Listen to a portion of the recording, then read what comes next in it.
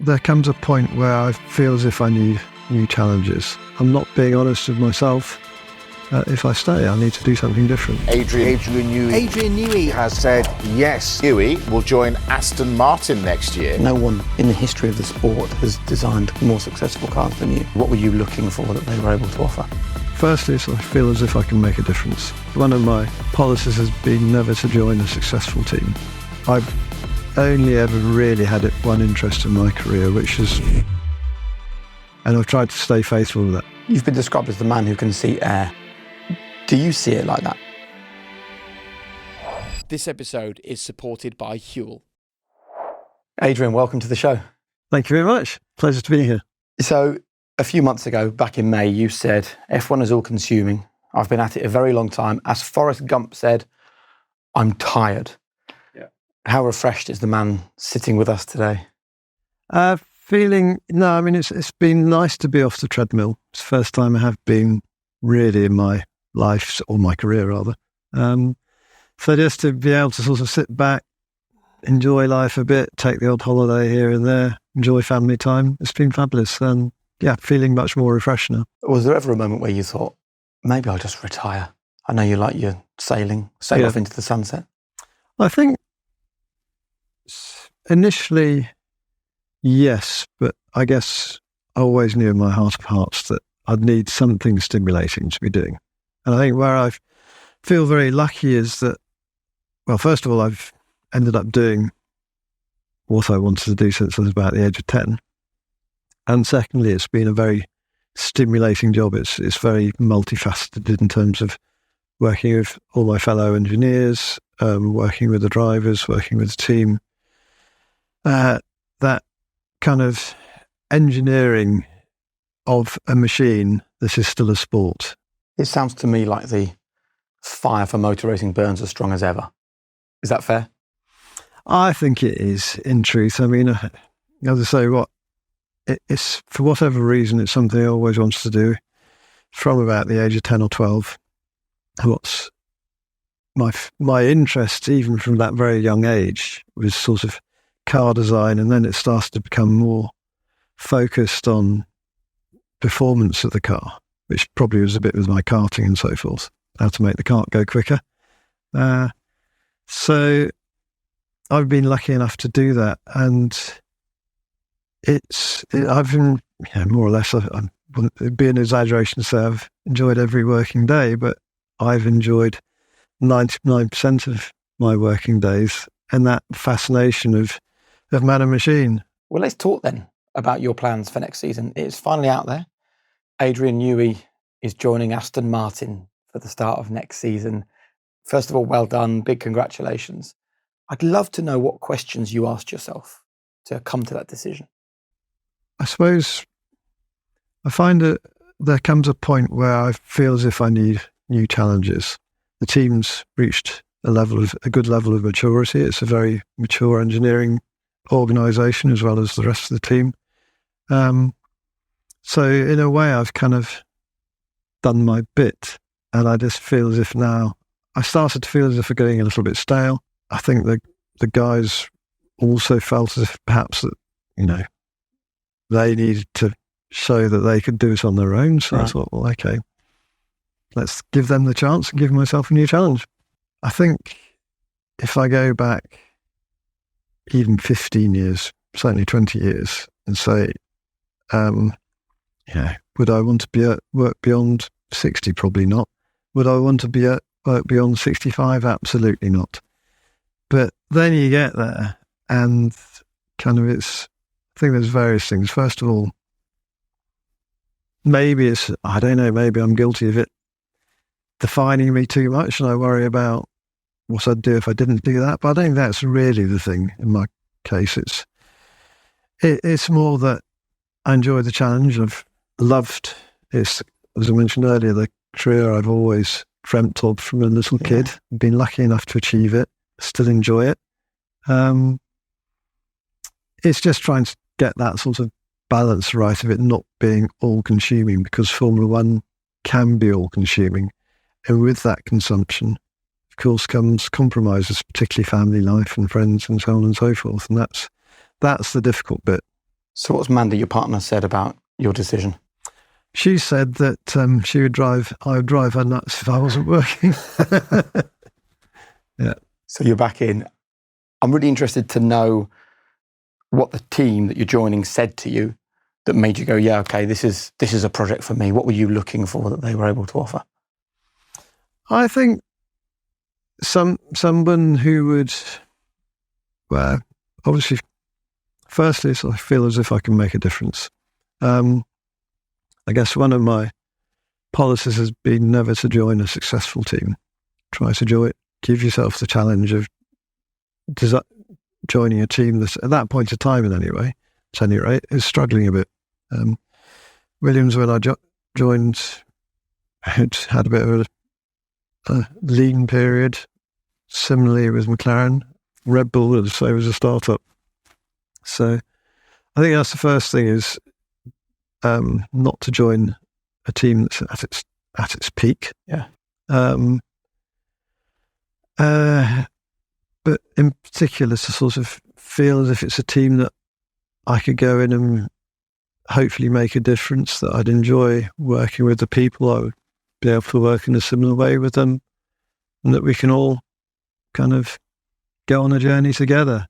And really, that's on the engineering side, but on the kind of, if you call it managerial side, that I would have a partner that I could work with, and that we could work together in terms of how we develop it. So what do you look for in terms of that relationship? Well, I've been in the lucky position of kind of, I suppose, lots of teams approaching me, if I'm honest. Been very flattering, of course. But as I say, it's looking for people who feel as if they're really passionate about it, and that they kind of, how can I put it, that we will work well together, and we can put a team together and take it forwards. And that can be a whole variety of teams along the pit lane. Obviously, this is a huge decision. I mean, is it fair to say this is probably your last move in F1? Yeah, I mean, I honestly thought that if you'd asked me even 2 or 3 years ago, would I ever be moving from Red Bull to another team? I said, absolutely no way. Red Bull would be my last team. But over the last, really, 12 months or so, things have slowly changed a bit, to the point that kind of, after Suzuka this year, then I felt, no, I'm not being honest with myself. If I stay, I need to do something different. So that's where I am. But next year I'll be 66, so I do another 4 or 5 years, kind of then into my 70s. That has to be enough. I have to, at that point, my dream would be to be in a position a bit like Rory Burns achieved with Ferrari, where I can then be a respected and regarded consultant to that team without being involved every day, day to day. Kind of a slight step back. And what is the difference between you joining a team now and when you joined Red Bull? What are the differences that you're bringing? Did you know that less than half of Brits eat breakfast every day of the week? I mean, that's amazing. But why? Well, it's because we're all time poor, especially in the mornings. So we compromise. My fix is Huel's nutritionally complete high-protein shake, a complete meal in a bottle that slots perfectly into my life. Head to the link in the description for a free t-shirt on your first order with Huel. How can you resist that? I've only ever really had one interest in my career, which has been adding performance to a race car. And I've tried to stay faithful to that. So, and the team, I make that very clear. Don't hire me as a people manager or something like that, because that's not me. And how soon can you be at the track with the drivers, absorbing the information, soaking up the culture of the team? Because you and I both know, you far more experienced than me, but the sooner that can start, the better. Yeah, so I mean, contractually, I can.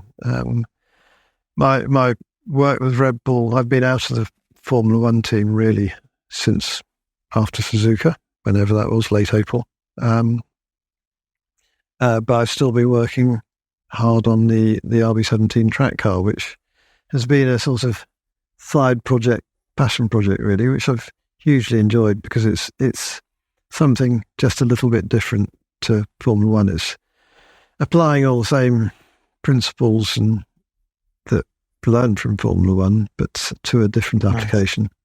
So I'm still working on that, and I'll still be working on that until the 1st of March. And then I will still be working on that after that 1st of March date, but not from the factory as much. It'll be a more talking to the guys by video conference or whatever, emails, and then when the car starts track testing, which will be next summer, then attending track tests. And nobody hires Adrian Newey unless they want to win world titles. So have you discussed the timescale with the team about winning the world championship? No, I haven't, and I don't think it's. I know a lot of teams have this sort of 5-year plan or whatever of going from back of the grid to front of the grid. I don't really look at it that way. You kind of come in, you work with the guys. If there's the thing that does take time is if you need new tools, a new driver in the loop simulator, a new wind tunnel, those sorts of things, they have significant lead time associated with them. But at the personal level, it's really kind of just trying to work with the team and develop with them work with how we develop. Yeah. That's the better way of putting it. And that I don't think it has a defined time scale. You soon get a feel for how long it's likely to take. Yeah. Perhaps one of the things that I did get right at Red Bull in the early days, well, one of the things I got wrong when I started at Red Bull is I underestimated the challenge of that work, of getting everybody to work together, have confidence in themselves. Because Red Bull, okay, it's a startup team, but strictly speaking, it's the ashes of the Jaguar team. So it's a team that had been around, but I don't think they'd even had a podium. They'd certainly never won a race. They had been around for many years, always finished about 7th in the Constructors' Championship. So they'd lost belief in themselves. They almost didn't believe they could win. And trying to work with them and start to give them the confidence that, yes, we can do this, was part of it. And that's not by standing up on the stage and giving a rah-rah speech. It's just spending time with people. And the other aspect was the infrastructure side, that the wind tunnel was underdeveloped. There's no driver in the loop simulator. A lot of the simulation tools for basic or didn't exist, and that bit takes time.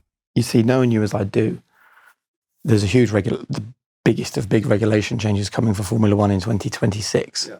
So this gives you a 12-month preparation period with your new team to get ready for that. I sense that is music to your ears, right? It is. I mean, it's going to be quite a compressed period, I must admit, because the regulations for that, in terms of the chassis regulations and the aerodynamics that go with that, they will be announced very early January. As I said, so I'll be 2 months behind the ball when I start. And the sort of mechanical layout, people can start much earlier than that. So it'll be quite a short time, and learning to try to get myself up to speed straight away with the new team. So it's going to be an intense period, an intense challenge. But yes, you're right. That's an opportunity. Whether we can achieve it and hit it is, who knows. So look, before we move on to the rest of your career, there's so much to talk about. How are you feeling about this new team and this new adventure? Excited. I mean, that's the whole point. If I wasn't feeling excited about it, I shouldn't be doing it. And I think that's, as I mentioned briefly earlier, Red Bull, for various reasons, I was just starting to feel a bit stale. And a lot of that's my own kind of making and being and so forth. So I'm not in any sense putting blame at other people's feet for that. I got myself in that position. And I just felt as if, the easy thing to do would have been just sit there. At that time, obviously, team struggled a bit since then, but at that time we were dominating. We dominated the previous couple of years. Just sit there, count statistics, take the money, go home in the evening. But I wouldn't have been honest with myself if I'd done that. And it would be all the wrong reasons. So I felt I needed new stimulation. I needed to do something. And so I took the move of resigning effectively, not knowing what the future was going to hold, whether other teams, what offers there would be, if any, what other offers there might be outside of Formula One, whether I would actually say, you know what, had a great career, I'll go sailing now and that will do me. I just didn't know. But I think it's times if you're not feeling as if you're being honest with yourself, then that's really not a good place to be. And I'm in the very lucky position where I've in that extremely lucky position where I'm in that sort of don't need to work to live. It's more the live to work. I think live to work's a bit too extreme because I don't live to work, but I do enjoy it. But can I explore, Adrian, you've mentioned that you went stale twice, one at McLaren and then latterly at Red Bull. Mm-hmm. What are the signs of becoming stale? Just you start as if you're feeling as if you're going through the motions, as if you're doing it on automatic. I think is probably the best way of putting it. You don't have those sort of wake up in the middle of the night, which can be a pain in the backside, but wake up in the middle of the night with a fresh ping of an idea or whatever. You're just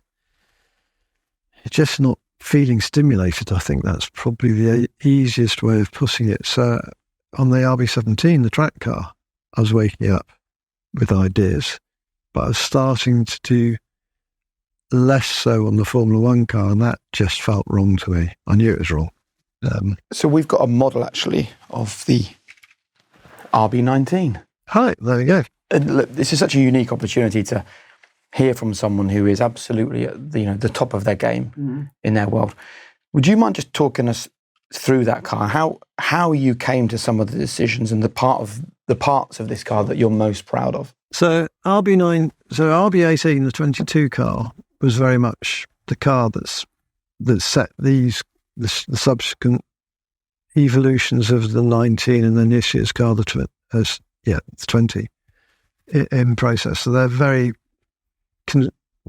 relatively conservative evolutions. Last year's car in particular of this original 18 concept. So, talking through the car, there's some bits I don't really want to talk about, but I'll talk about the bits. And just for people that don't understand, if I'd explain why you wouldn't want to talk about those parts. Sorry, yes, I should have explained that. So Formula One's a very secretive business. Some people liken it to warfare. I'm not sure that's particularly correct, but it's a secretive business where we're all competing with each other, and we're desperately trying to hang on to our intellectual property that other teams don't copy or understand.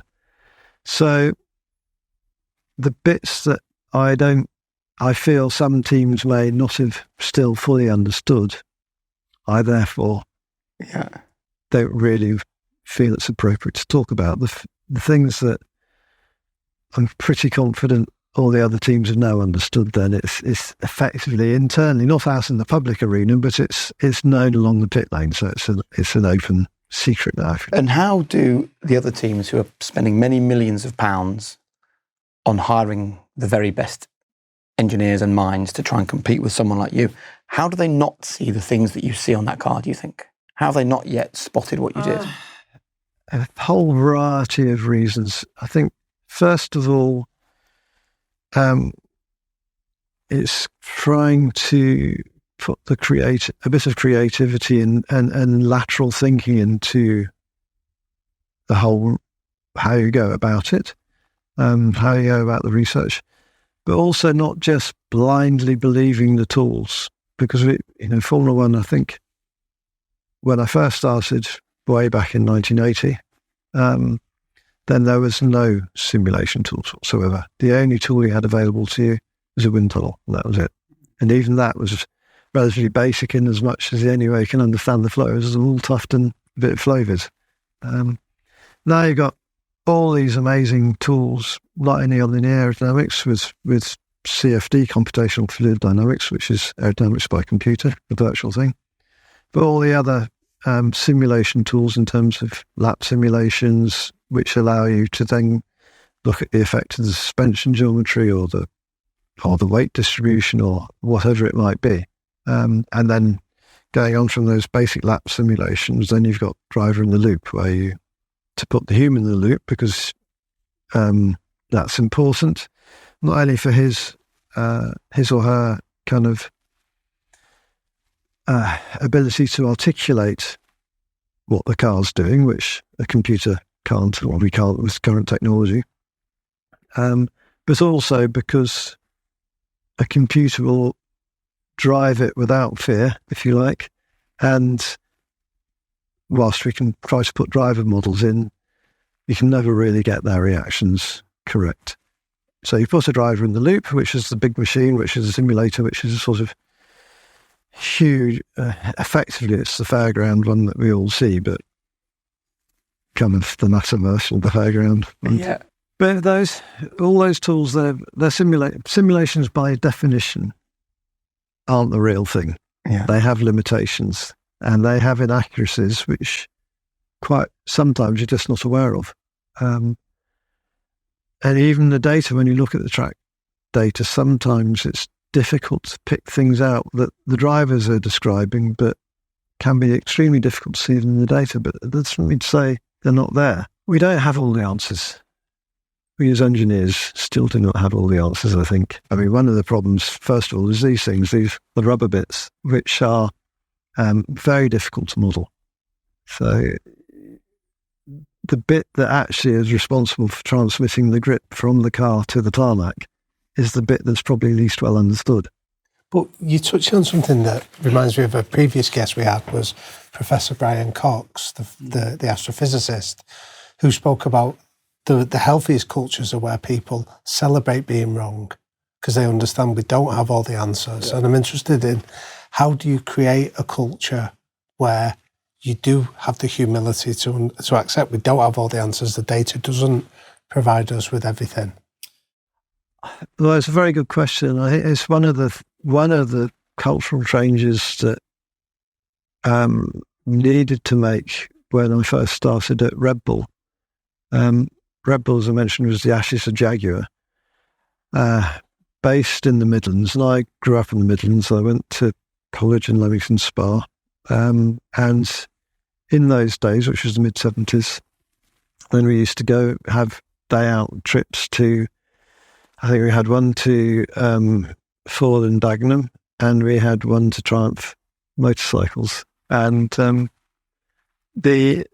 remember, because that was the days when Kawasaki with the Z1 and Yamaha and Suzuki, all those Japanese bikes, Honda of course, starting to come in, and they were very popular, reliable. They worked. They did what they said on the tin. Whereas a Triumph or a Norton, bloody thing, will spend most of the time in the garage trying to fix it, and so it was clear that the Japanese were coming, and the Triumph and Norton starting to struggle. Anyway, we went to see Triumph, and the guy was showing us around. And I asked him, well, what do you think of the challenge from the Japanese? He said, son, we at Triumph make the best motorcycles in the world. We have nothing to worry about. And it's that Midlands arrogance that unfortunately led to the downfall of British Leyland and the British bike industry. And that was alive and well at Red Bull, is the ashes of Jaguar, that sort of Midlands engineering arrogance, I call it, had percolated and was very alive and well there. That although they'd only ever finished 7th in the constructors, the day I joined, we went out for lunch with the key engineering team, and one of them said to me, "Well, Adrian, we're very, delighted to have you here, but please be aware that I think he's probably even called it Jaguar still, he might as well have done. We at Jaguar have our way of doing things and we expect you to fit in." I don't actually have a problem with that. I'm happy to fit in. What the underlying implication I thought was very strange, that, I've been lucky enough to have won quite a few championships with Williams and McLaren by then. And you'd think he would have been curious as to, pick my brains and what I could bring and what my experiences were. There's none of that. It's, we know what we're doing and we expect you to fit in. And it's a very strange mentality. And that was actually one of the most difficult things. It took us a year to kind of change that culture. And what was the most effective method you found to change it? So I felt that there were a few bad eggs in the team. Probably 3 or 4 or 5, not many, out of an engineering workforce of those days, probably 150 or so. And I just had the impression that they were saying yes to my face and running around and saying no to my back and getting various people to push in the opposite direction. But kind of firing somebody or showing them their P45 for if you got it wrong is quite a big responsibility. So I didn't want to get it wrong. So I actually was a very good friend, family friend, that I'd known for a long time. She worked in the travel in hotel industry, but it was just losing her job and falling out of love with it. So I said, "Okay, would you like to come and work at Red Bull as a consultant 3 days a week? And we won't admit we know each other. You just go underground, try to understand the business as a sort of undercover HR super consultant, if you like, and then come back and see what you find and what you think." Because I just felt I was hitting this brick wall. And so she did exactly that. And after a month or 2, she came back and it was actually exactly the same 4 or 5 people that I thought.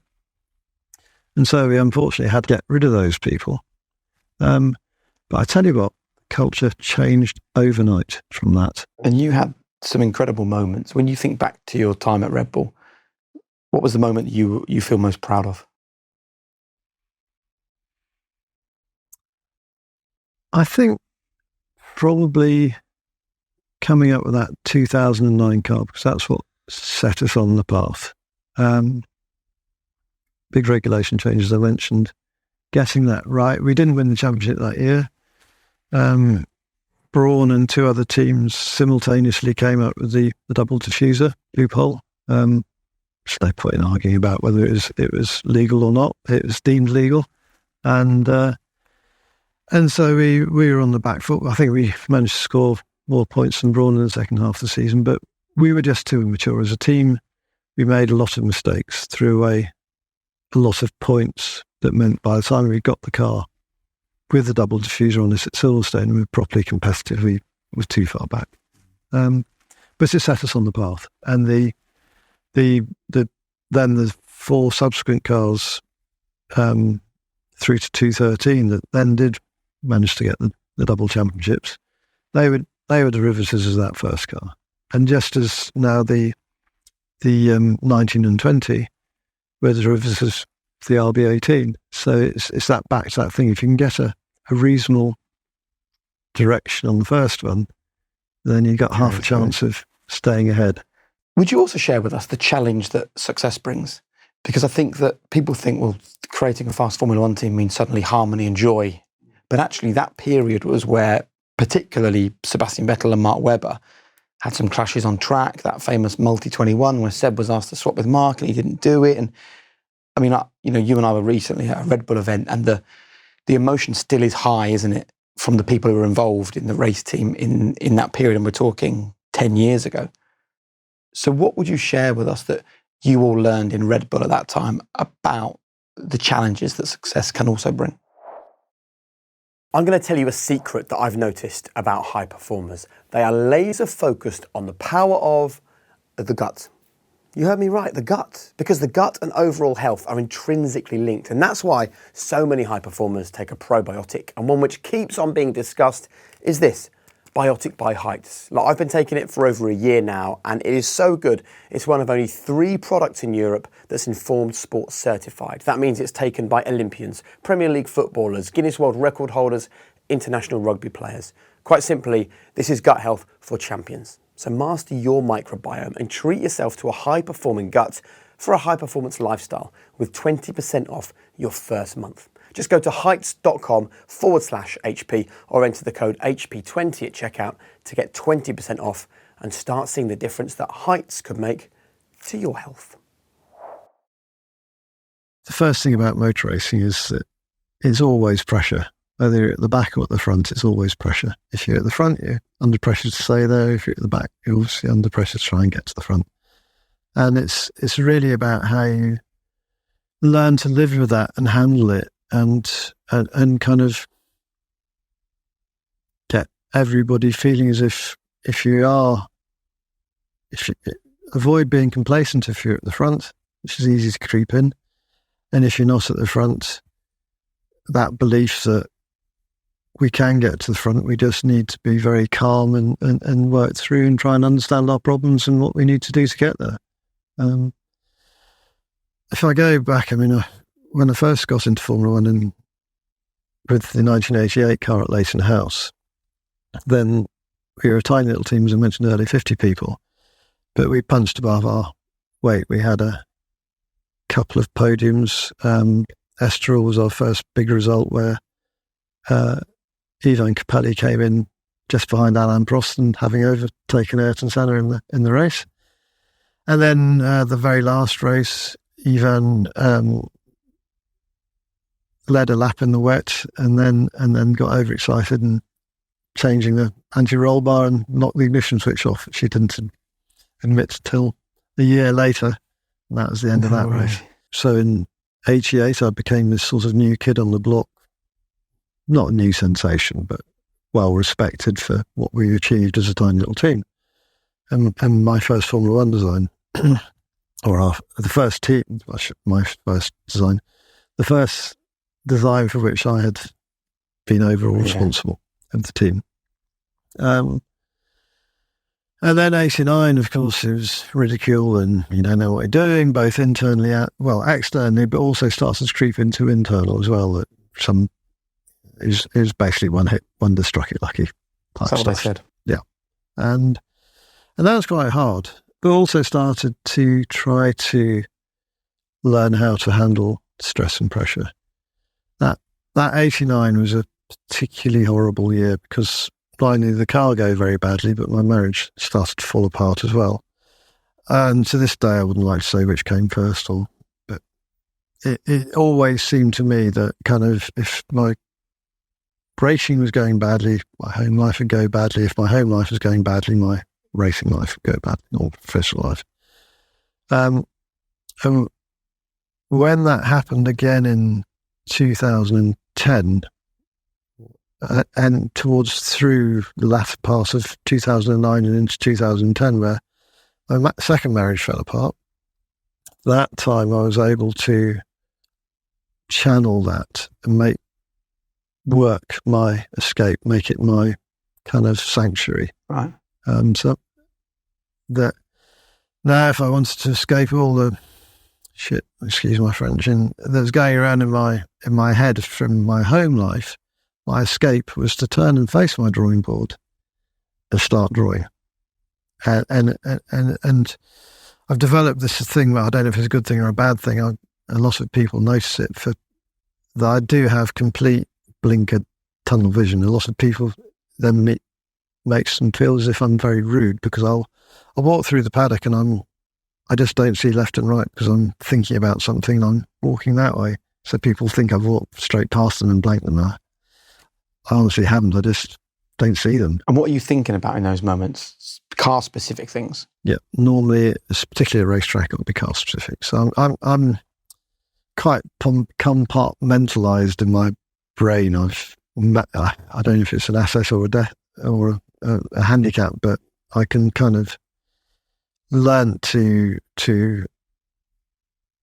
kind of be focused on one thing at a time. And if I'm not focused, as soon as I stop focusing on that, then I'll look at other things. The only thing I would say about that, though, is the brain's an amazing thing. So, I'll be stuck on a problem at work and can't find a solution to it. And then the evening will come and I'll walk away, and it might even be from a problem that I didn't feel fully happy about from the week before.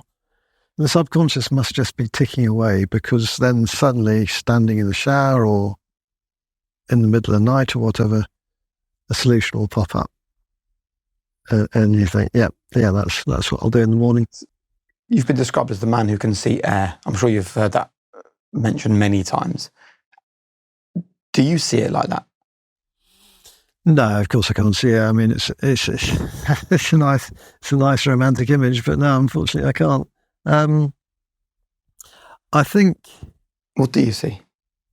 I like to try to visualize and understand, and that perhaps comes back from being of that older generation, where before CFD kicked in, where you had to, and before CAD, so computer-aided drafting kicked in, where everything was manual, if you like. You worked on a drawing board, you worked in a wind tunnel or wall tuft. Those are your tools. And so you had to try to understand and to visualize. And that's what I still try to do. I'm lucky enough to have come from genetically a good artistic background and on both sides of the family.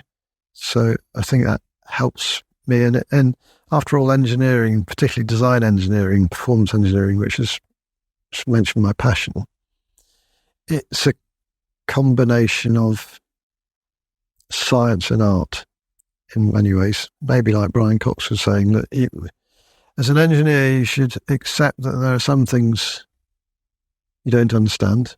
Science says it shouldn't be, but it is, and don't ignore the actual facts.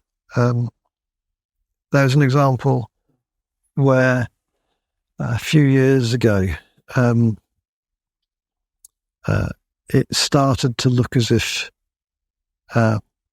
rim heating, so managing how much heat you put into the wheel rim from the brake disc, could be quite an important factor on the surface temperature of the tyres, or what we call the bulk temperature of the tyres, the carcass.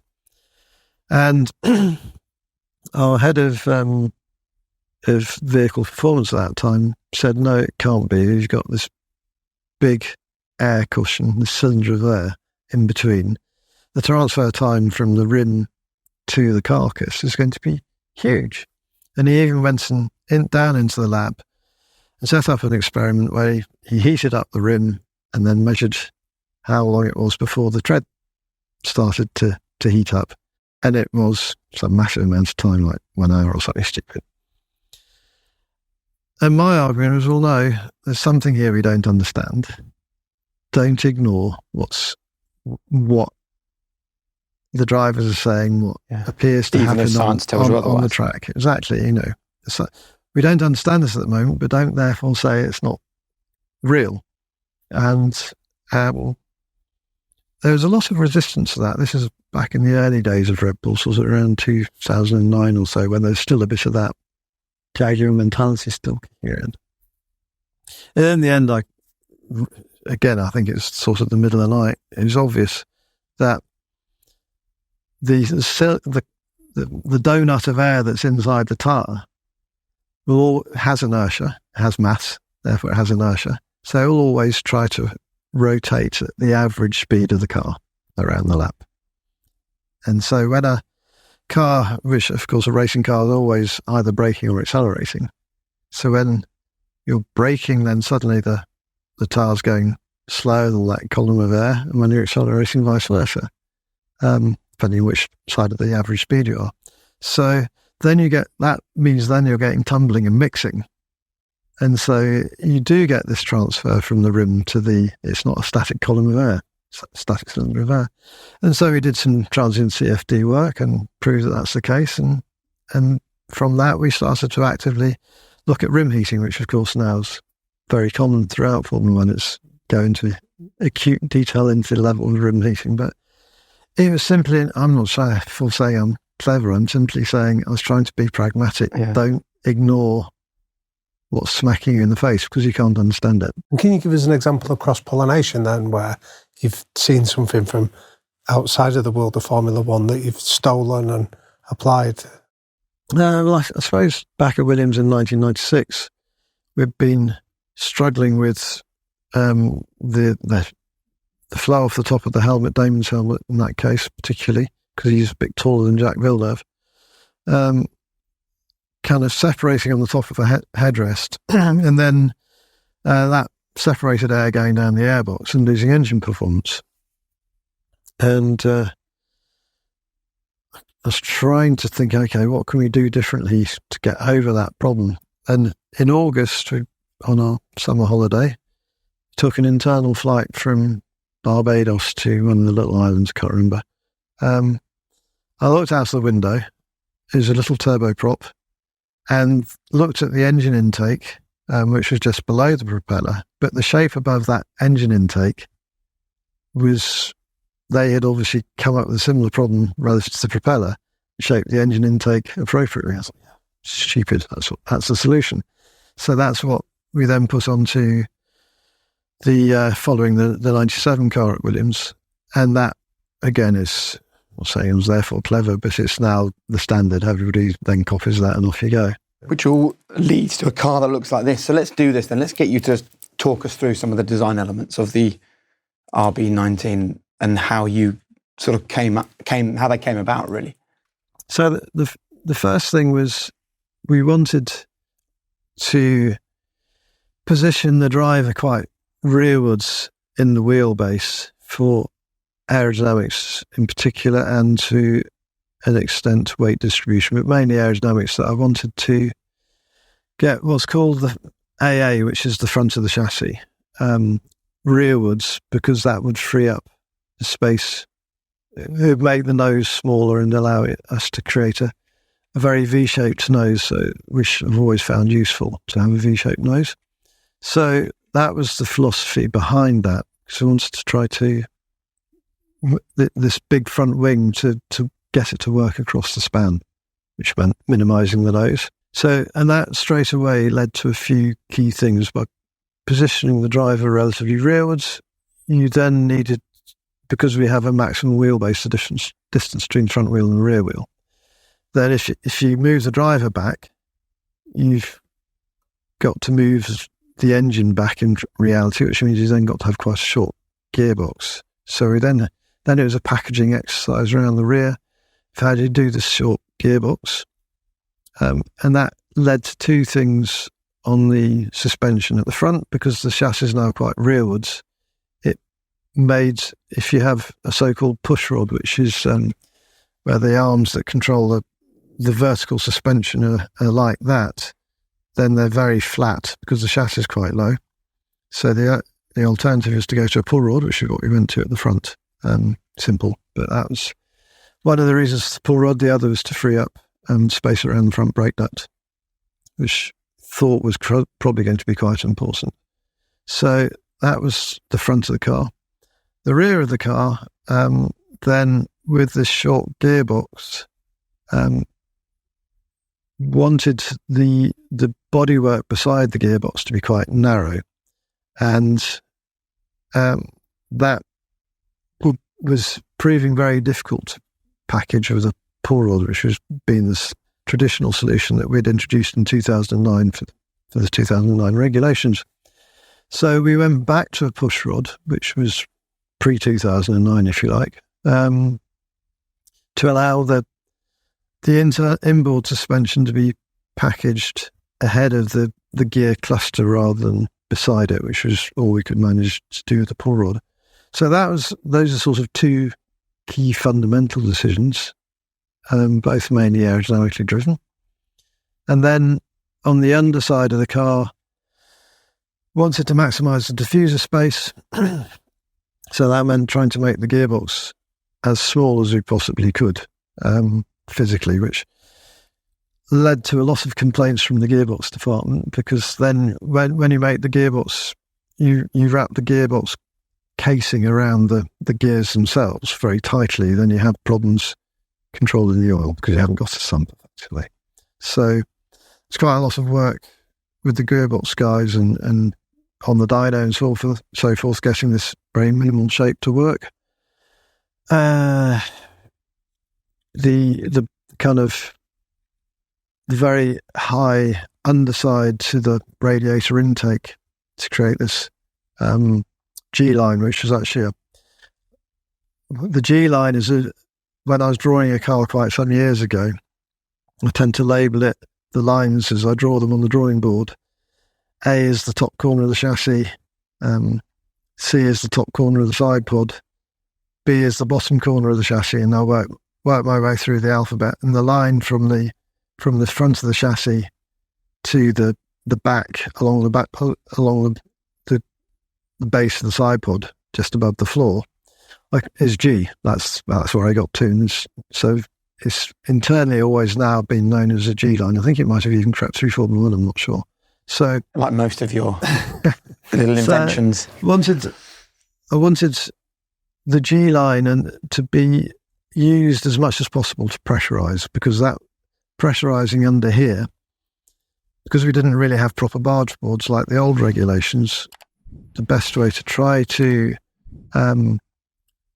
push the front wheel wake outboard, which is what you're always trying to do, is to raise the front of the side pod and quite simply pressurise the flow in this area to push the flow, the wake of the front wheels outboard. So I guess there are lots of other bits and pieces, but those were the very key philosophical approaches that we put into the design of the 2022 car. And as I say, from then it's been evolutionary, right? And I've got a little, this is our actual guest book, but I've got a pen there. Would you show us the kind of thing that you draw on paper when you're correct? Do you know what I mean? Like, do you do airflow? How do you? Oh, crikey. I'm useless at sketching on the spot. Not true. Because okay, well, that's an example. So you got the front wheel there. You got this dirty air coming off it. You want to get that in the kind of vertical sense, if you know, down on the front wheel. You got this dirty air coming off it. You got the chassis here, and here you've got the floor edge. Now, what you want to do is try to keep the flow on this floor edge as tidy as possible. You don't want any of this dirty air, ideally, to get onto that floor edge, because it gets sucked under the floor then and creates a mess of your diffuser. So how do you achieve that? And as I said, in our case, there's obviously lots of other tricks, how you use the front brake ducts, the design of the front wing, but the first fundamental one, if you like, was that's what I call the G line, to create this sort of shape with the G line, where that pressurizes. You get high pressure air there, which tends to try to push the front wheel wake outboard. But you combine that inside view with a radiator intake that's as high as you can legally get it, and then this downwashing shape here. So when you get to the floor edge down here, you've tried to push this flow, this good quality flow, down and out. You then get to the problem, okay, what do we now do at the back? And the answer is then you put a sloping side pod in there so that these start to rejoin each other and run out of space as you get to the rear wheel. So that was the underlying principle of that side pod shape. And you would then present that as an idea in your head, and then it's up to the rest of the team to test it effectively? Yes. So I then kind of, having come up with concepts, front suspension, the rear suspension, the underside of the gearbox, general what we're trying to do with the diffuser, and then starting to work with the guys on this sort of side pod concept shape. Then I work in two ways. One is just walking around all the individual screens and talking to the individual aerodynamicists or mechanical designers, whichever it is, depending on which bit we're looking at. That's the details of the front suspension or the aerodynamics or whatever. Just walking around, talking to them, discussing, batting ideas around. And then they will, as a result of those conversations, combined with their own ideas, most importantly, kind of go off and develop.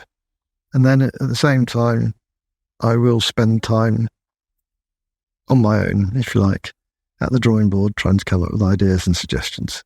Of course, nowadays, I mean, the drawing board is clearly a dinosaur of a thing. Why do you still use it? To me, it's a language. So I grew up at the age where I grew up on a drawing board.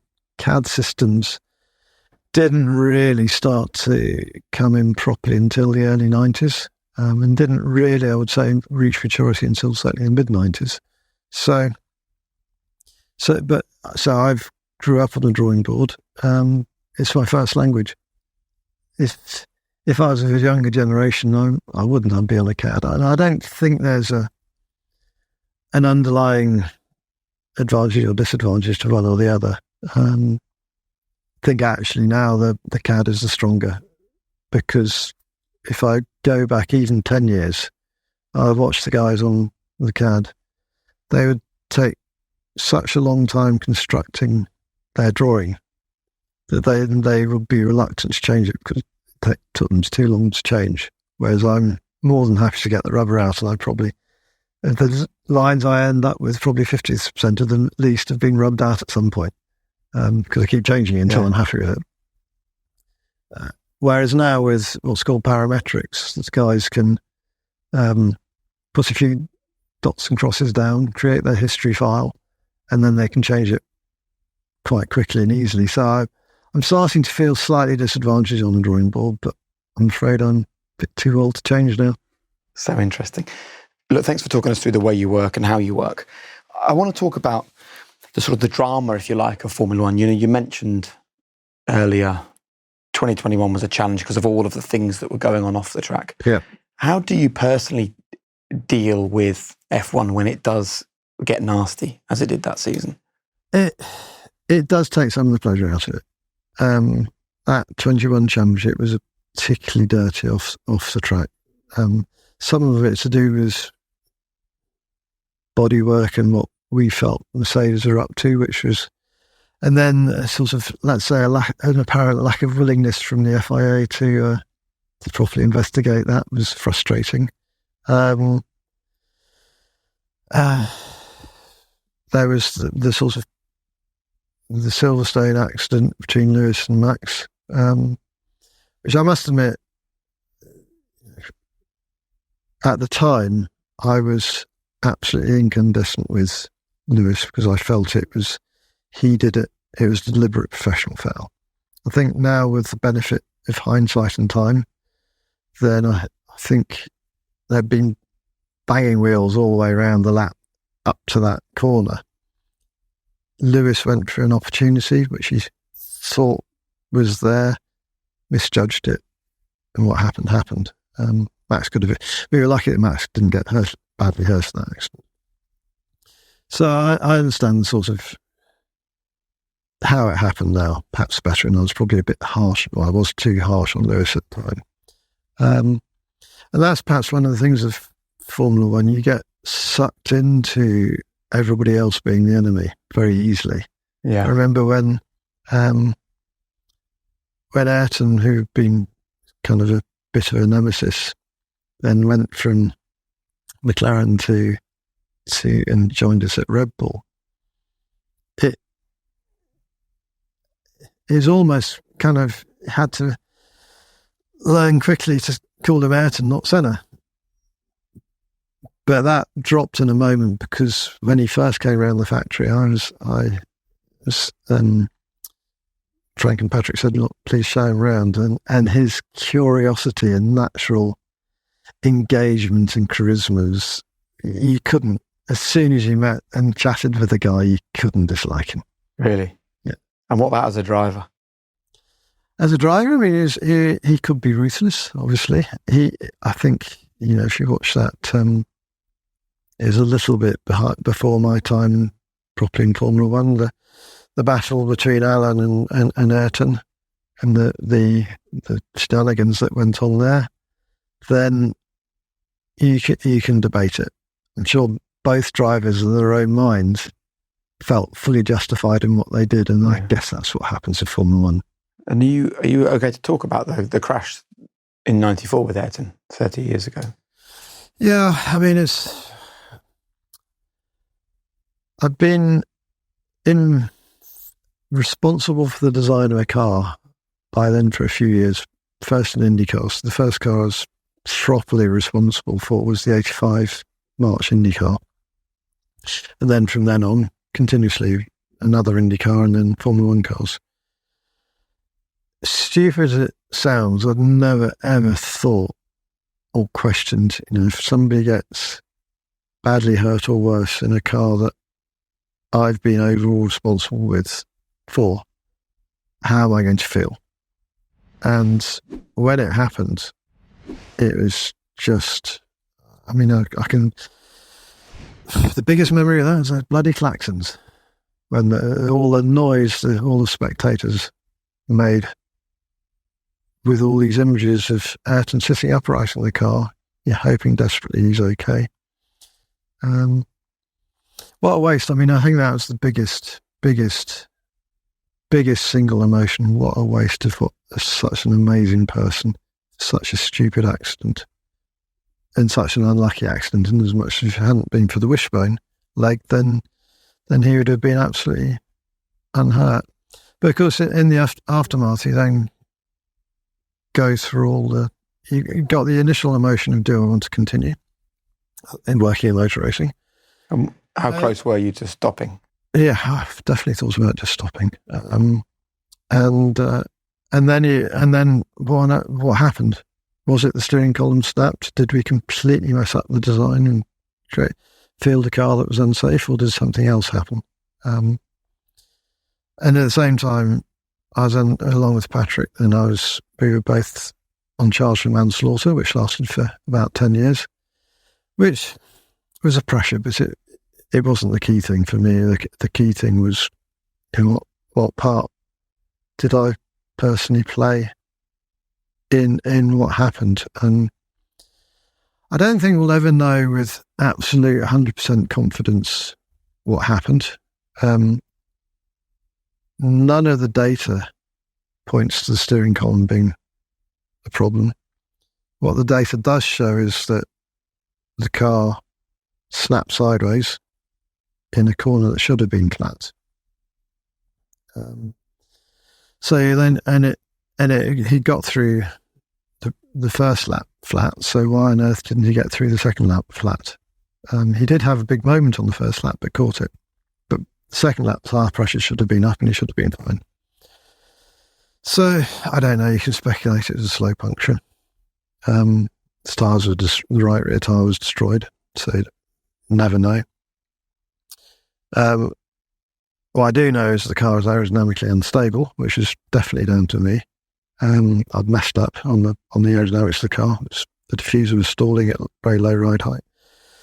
And Ayrton, having lost the first 3 races, was absolutely determined to carry the car and win that race. And so that's the responsibility I have to live with. And I think, of course, then you go forwards, and there have been other times where the car's going round and you know you're taking a bit of a risk, but you're trying to weigh up in your own mind that risk reward. Probably the worst one actually was I came away most emotional from after Imola was Spa. Which year was it? Spa, I think it was either 10 or 12, where we were in a tight championship battle with Fernando. The tyres in qualifying had started to, when Pirelli looked at them after qualifying, they had structural problems. They'd been compromised. The carcass was starting to break down. And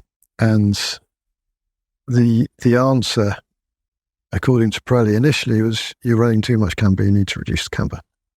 To reduce the camber, we would have had to taken the cars out of Parc Fermé, so both drivers, Mark and Seb, would have been at the back of the grid. So, it would be handling Fernando an absolute gift. So then it was, okay, what else can we do? And Pirelli came back and said, well, it's what's called a standing wave, which is when the sidewall flexes too much and fatigues and eventually fails. So if you raise the tyre pressure significantly, then you've got a much better chance of surviving with these damaged tyres. So there's, okay, right, well, we'll start the race, we'll bump the tyre, jack the tyre pressures right up, we'll start the race and we'll pit on lap 8 or something, I can't remember exactly, or pit early, and hope that then we can go on to win the race from there. And so we picked, I can't remember which driver we pitted first, but we pitted Mark and then Seb. I think it was that way around, because Mark's tyres are in a slightly worse shape than Seb's. On lap 8 and lap 9, got away with it, and they went on to finish 1-2. Now, that I have to say, because Spa's not an accident where a track where, well, any track, but particularly Spa is one of those ones where if you had a tyre failure at very high speed, it could be a really nasty accident. So that was... What were your emotions on the pit wall then at the beginning of that race? Just super tense, super stressed. Am I being irresponsible here? Am I putting undue risk on one or both drivers?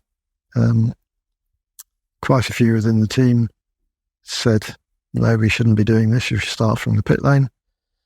Mark and Seb said, of course, but you expect them to. So you gave them full information, so they knew exactly. They knew exactly, but it's not fair in a way because of their competitive nature. They're always going to say, yeah, we'll take the risks. We're sniffing a world championship here. So how did you decide we're going to go for this? No huge science, to be perfectly honest. All the data from Pirelli, they ran some tests overnight. Pirelli are brilliant on that, I have to say. They sometimes get knocked, but on that they were absolutely brilliant. They did some tests overnight that suggested that the raising the pressures significantly would certainly mean that if it was a new tyre, it wouldn't be damaged, but with the camber angle we were running, what they weren't able to say is with our damaged tyres, whether they would continue to degrade or whether they would last those 8 or 10 laps. So it was kind of, it was a deep breath and off we go. It was a really hard one. I was definitely in tears at the end of that race. Were you in tears? Not because of the win? No, just the emotional relief of taking a risk and go away with it. And you mentioned the risk-reward strategy that you apply. Has that changed over the years? Like to say I've got mature and more risk-adverse, but probably not is the reality. I'm too stupid for that. Yeah. The thing is that you have to become comfortable, and people that don't know Formula One won't understand this. You're asking people to drive a prototype car that's never really been driven in anger as fast as they can around a track alongside 19 other people doing the same thing. So do you ever become comfortable with that? I think it's always in the back of your mind. I mean, the FIA criticise them in some ways, but they've done a super job with enhancing the safety regulations.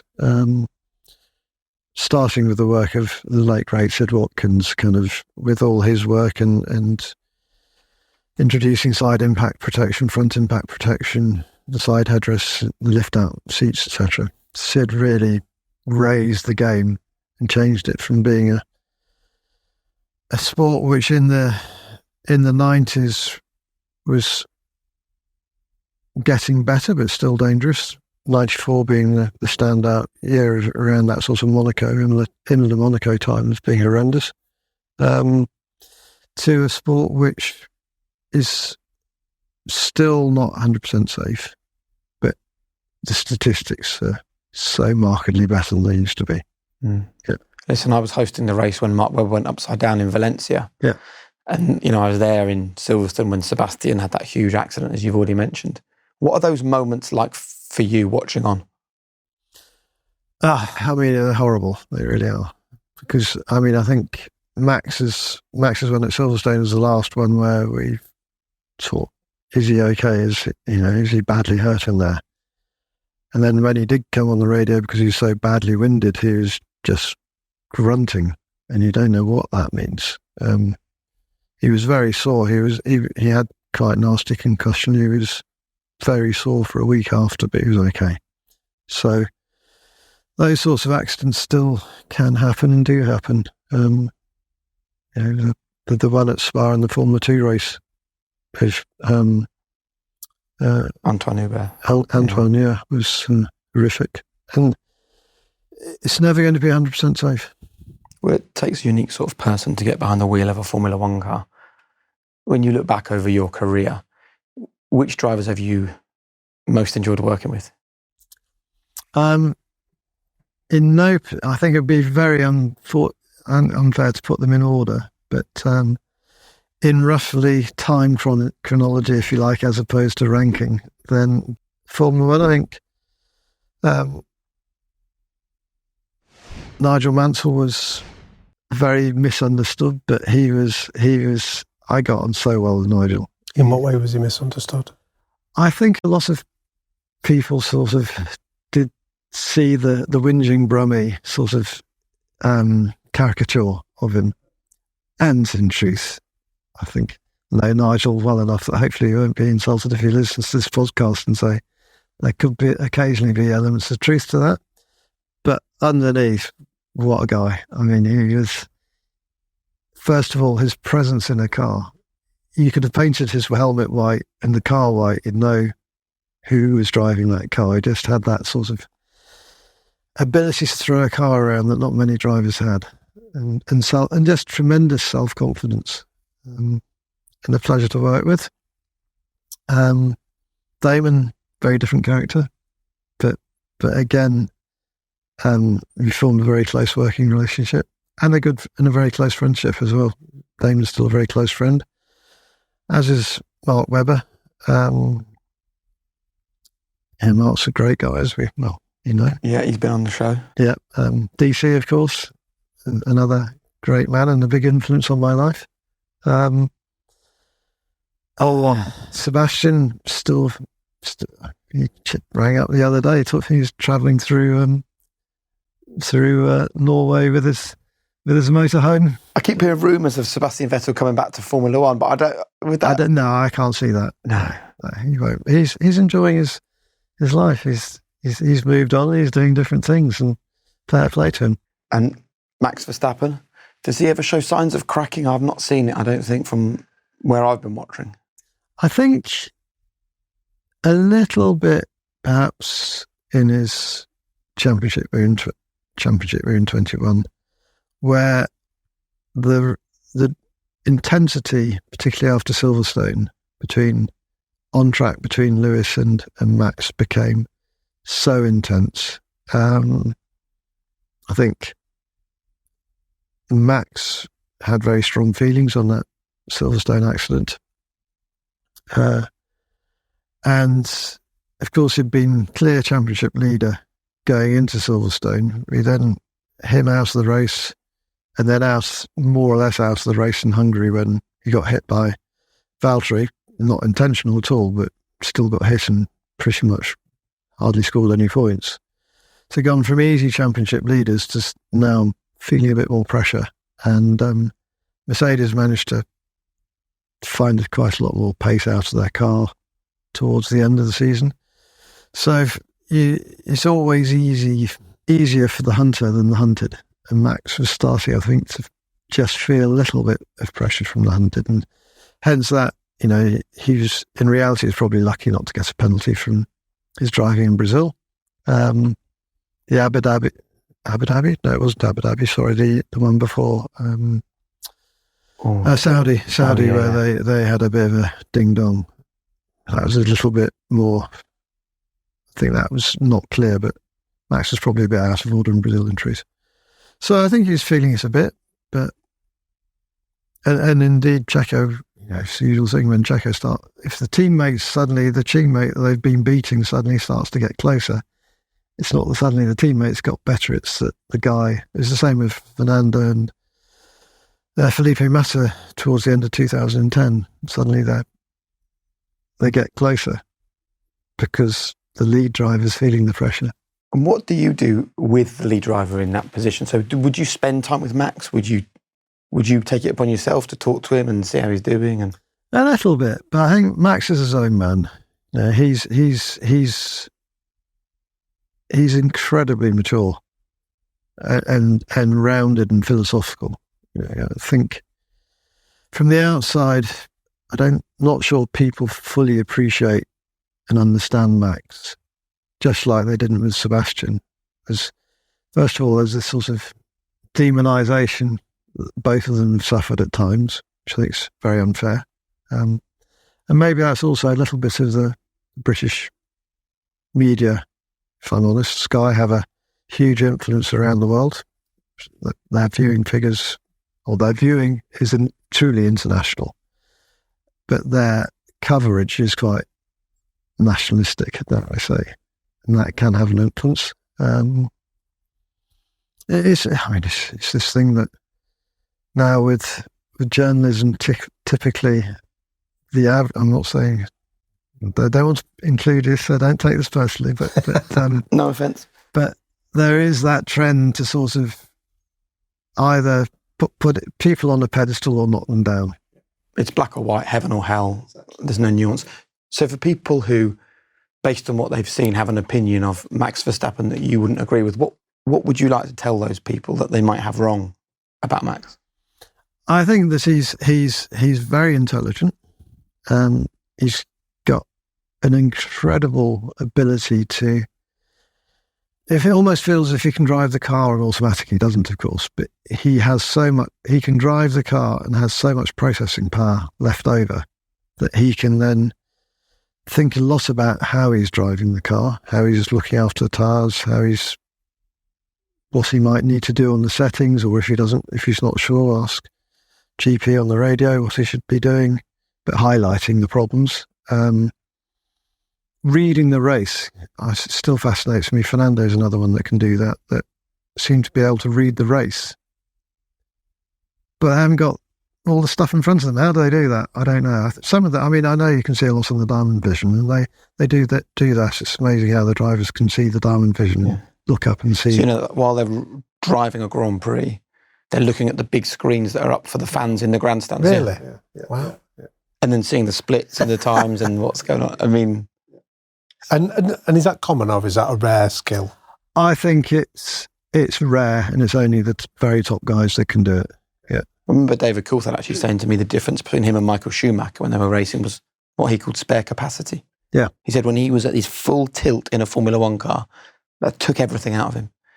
Whereas Michael, Sebastian Vettel, Max Verstappen, Lewis Hamilton, Fernando Alonso, the true greats, they have a bit left over, wouldn't you say? They do. They have a huge amount left over. They have huge mental reserve left over. I won't name drivers, it would be unfair, but you can fairly easily see it if you watch a Formula One race and you know a bit about it. You can see the ones that haven't got much capacity left over. And they're the ones that typically also get in soils and accidents and tangles and so on and so forth, because they just got nothing left.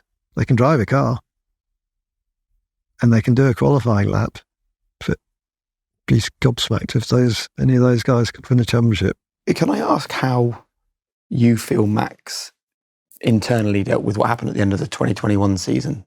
Because it still feels to me like Red Bull are blamed for something that was totally not in your control. You know, this was an FIA race director decision that I think kind of reflects badly on Red Bull in an unfair way, you know? I think honestly, Max is so, he has such a self-assured, so self-assured, and this is in a positive way, it's not in a negative way. You know, there's arrogance and there's self-assured. And Max is he's not arrogant, but he is very self-assured and self-confident. And he's a deep thinker, but he doesn't let things like that, I don't think they don't really get to him. He's able to shut that off and just get on with his job and get on with his task and do what he loves doing, which is driving racing cars. Did it get to you? No, it didn't. I mean, I find it actually, I think it got to Mercedes, and instead of saying, okay, well, accepting it and moving on, it started to affect their psyche, which is an interesting one. That's from the outside, and I might be completely wrong. In what way? They couldn't let it go.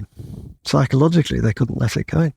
And you have to be, you know, you'll have a bad race, perhaps should have won and the bloody thing broke down on the last lap or whatever.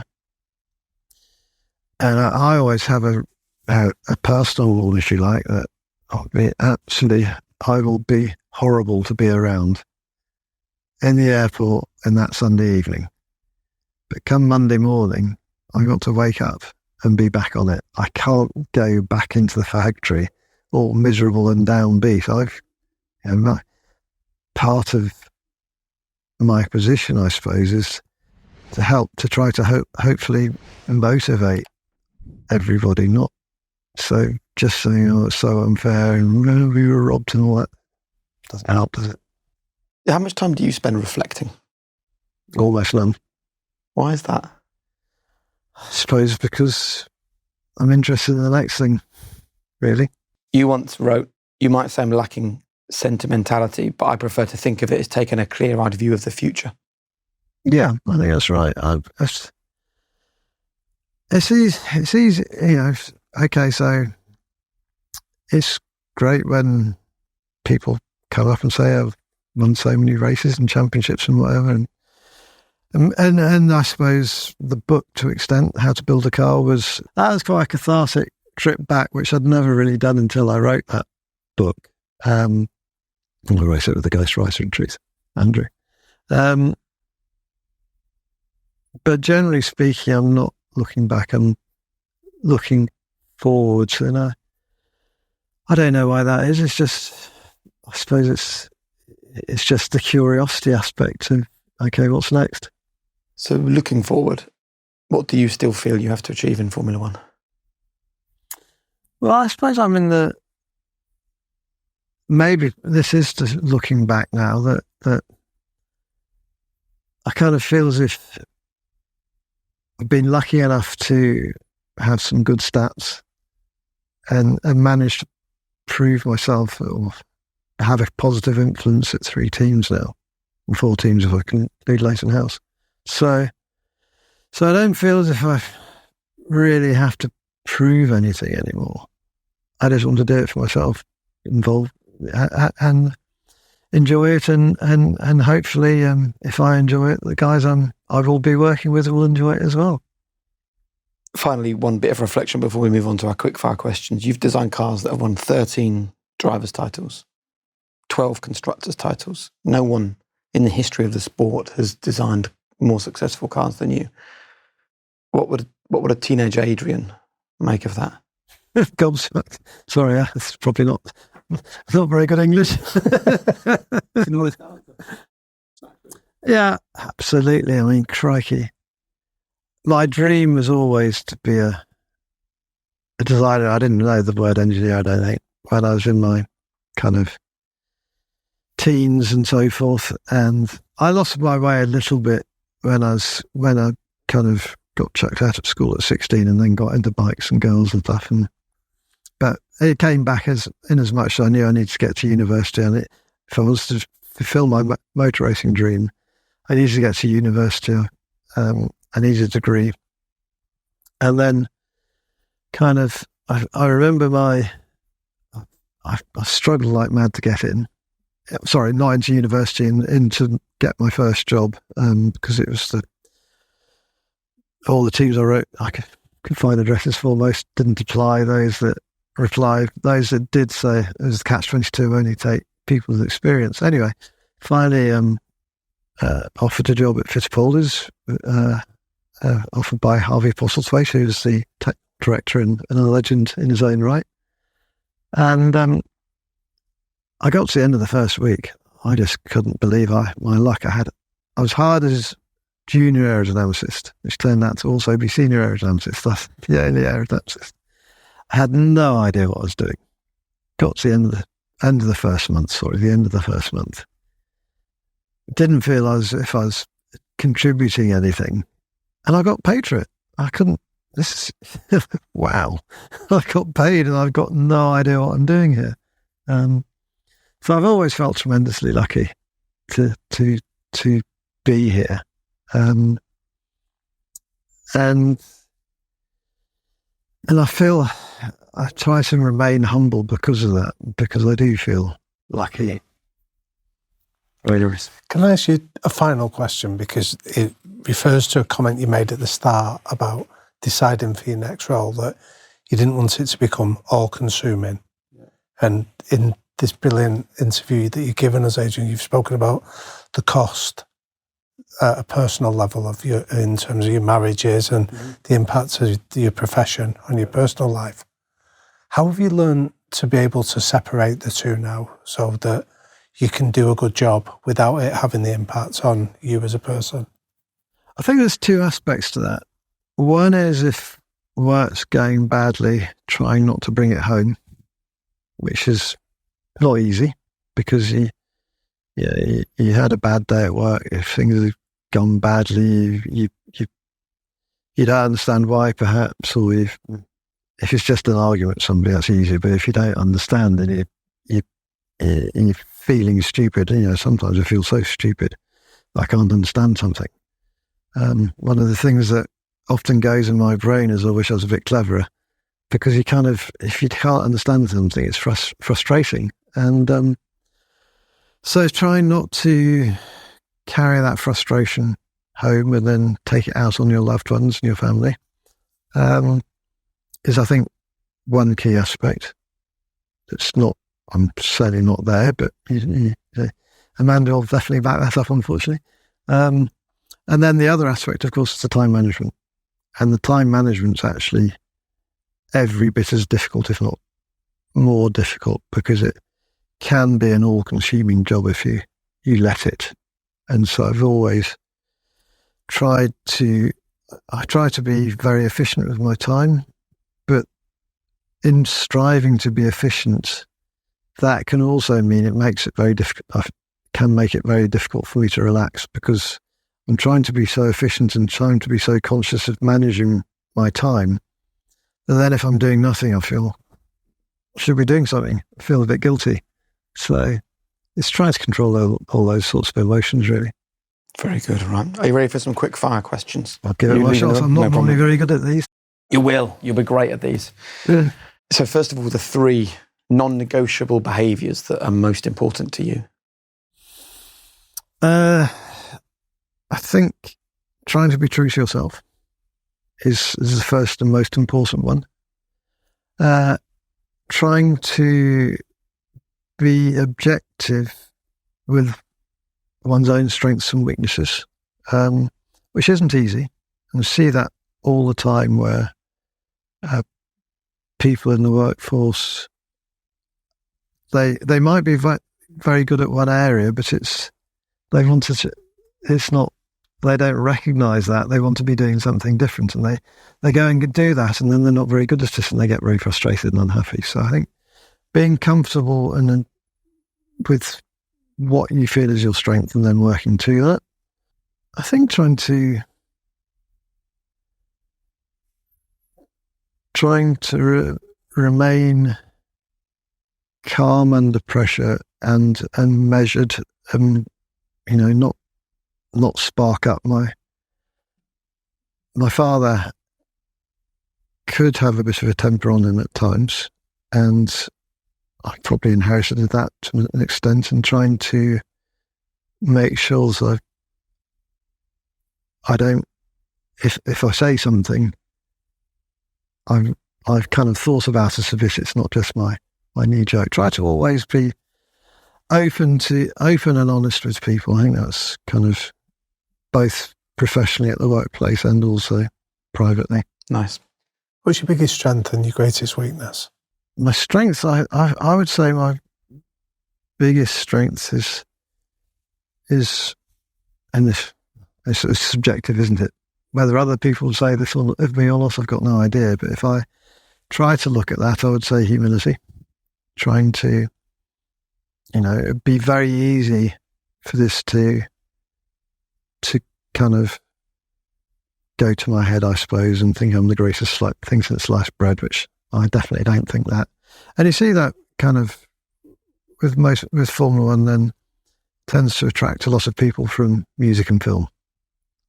And the observation I would have is that the people you then meet from those two industries invariably divide in two. It's either completely gone to their head and they're actually not very nice to talk to, or they could be sitting in the pub having a chat with a pint of beer and a packet of crisps, and you'd be having a great time. And I try to remain the packet of crisps and the pint of beer. Weakness, I think, just trying to still feel as if I can balance things better, probably. Yeah. What advice would you give to a teenage Adrian just starting out on his journey in life? Enjoy it. It has to be enjoy it. I don't think there's any point in going back and saying I could have done this differently or I could have done that differently, because that requires a crystal ball. But I think one of the things I do regret about motor racing is it probably makes you a bit hard because of the knocks and bumps you inevitably have along the way. You end up, you have to be resilient, which I suppose is a strength that perhaps I should have mentioned. Maybe that would have been the better third one. You have to be resilient. You have to be able to bounce back, because you will get knocked down many times. But the penalty of all those knockdowns and is that, and what you see around you, and then losses, Ayrton being the most personal, the biggest one, of course. But they do toughen you up, they make it hard. And so some of that sort of naive teenage outlook on life that I had, where, you kind of was a bit post-flower power, but you just want to do good to the planet and you want to be helping people and so forth. It's easy to end up just becoming a bit too hard, is the only way I can describe it. You kind of, Mandy, my wife, she often, somebody passes that we've known, I'll be upset, of course, but an hour later I've moved on to the next thing. And she feels I'm very kind of callous in that respect, and she's probably right. I guess and she observes it of motor racing people. I think that is one of the things it does unfortunately do to you. The final question then, Adrian, is what was your one golden rule to living a high performance life? I think trying to remain balanced, because it's Formula One is, if you like it, as a high performance life, which it is. It's a busy life. It's a very busy life. It's easy to lose balance of trying to be focused on how to deliver more performance to the car, versus all the other aspects of life that we all know. So it's trying to, balance, I would say, is the most important thing. Very good. Look, Congratulations on the new job. Thank you. I love the fact that you're, like, when we talk about it, the big smile appears on your face and you kind of like are as excited as ever. So that's it. Working in Formula One into your 70s. Who'd have thought? I know. If you said that to me 10 years ago, I'd have said shoot me. Well, enjoy every minute of it. And, Thank you. Thank you, Jake. Thank you so much for your time. That was fascinating. Thank you. It's been a privilege. Loved it. Thank you, man. That was really good. Thanks, Loved Adrian. it. Love that.